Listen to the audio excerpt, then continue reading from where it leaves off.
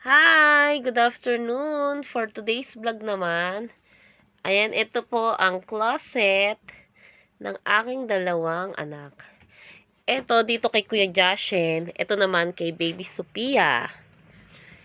Ayan o, say hi! Hi! What do you want? Sophia's favorite color is color pink.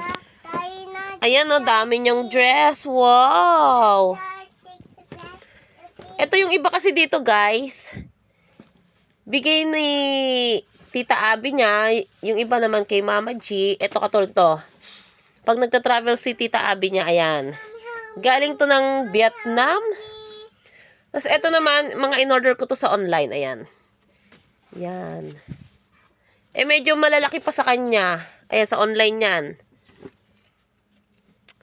Kaya hindi ko pa muna pinasuot sa kanya. Itong jumper naman is bigay ni Tita Abby niya. Ayan, yung jumper na yan.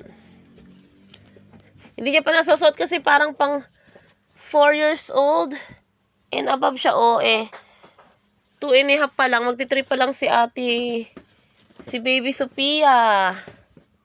Ayan, ito na yung mga nagamit niya. Ito yung pang ballerina niya. Mukha siyang ballerina pero nasuot niya na yan nung nag-mall sila.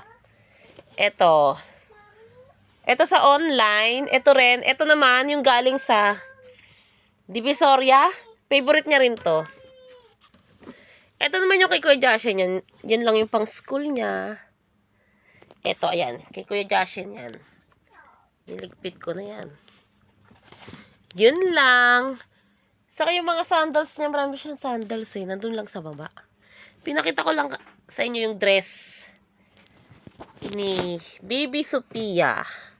Yun lang. Bye!